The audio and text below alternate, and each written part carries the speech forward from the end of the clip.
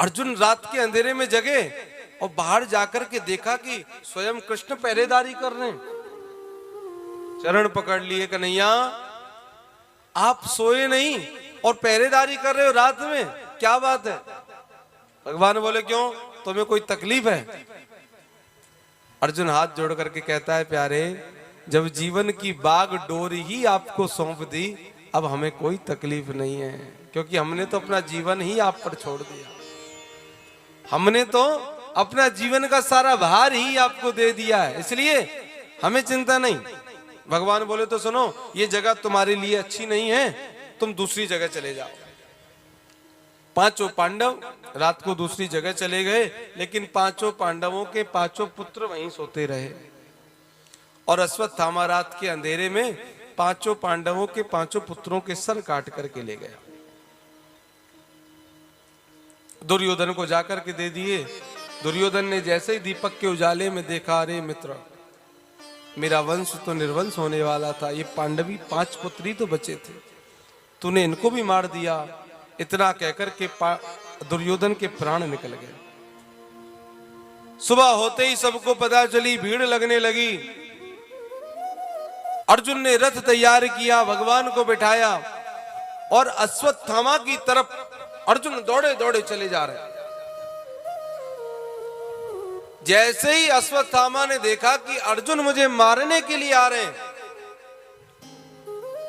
अश्वत्थामा ने अपने आश्रम से बैठे बैठे ब्रह्मास्त्र चला दिया। और जैसे ही विशाल ब्रह्मास्त्र को अपनी ओर आते अर्जुन ने देखा, अर्जुन घबरा गया, भगवान के चरण पकड़ लिए।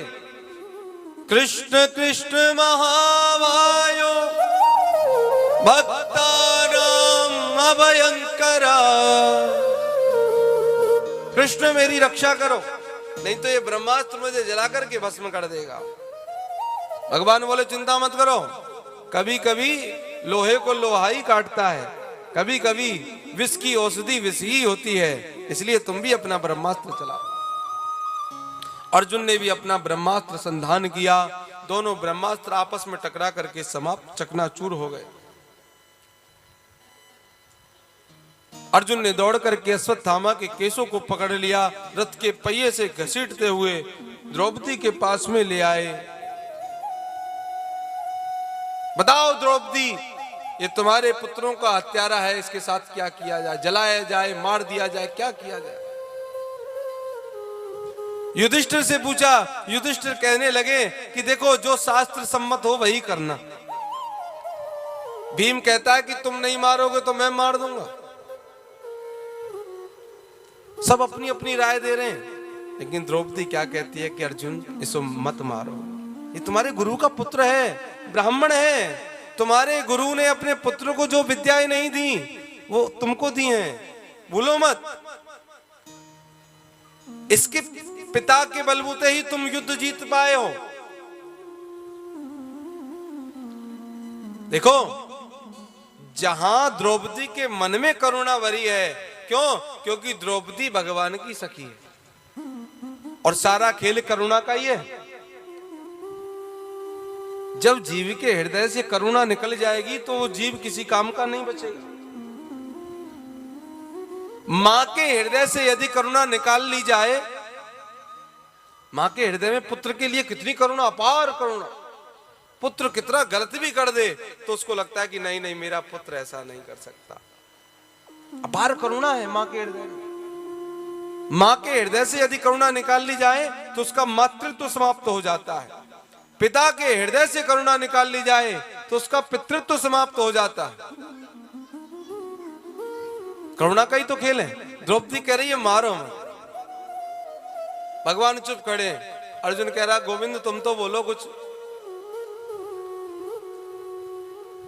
कन्हैया कहते हैं कि देखो अर्जुन, इसने तुम्हारे पुत्रों को मारा है तो इसलिए इसको मार देना चाहिए, लेकिन ये तुम्हारे गुरु का पुत्र है, ब्राह्मण है, इसलिए इसको छोड़ देना चाहिए।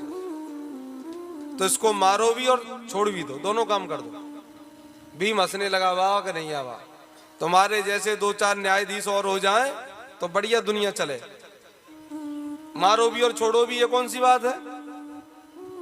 तो भगवान कहते हैं कि इसके सर से मणि निकाल ली जाए और इसको देश से निकाला दे दिया जाए, इसमें ही इसका मरना हो जाएगा। अर्जुन ने ऐसा ही किया। अश्वत्थामा अपने आश्रम गया, उसको अभी शांति नहीं मिली, सोचने लगा कि पांडवों के वंश में अब और कौन बचा है, उसे भी मार देता हूं।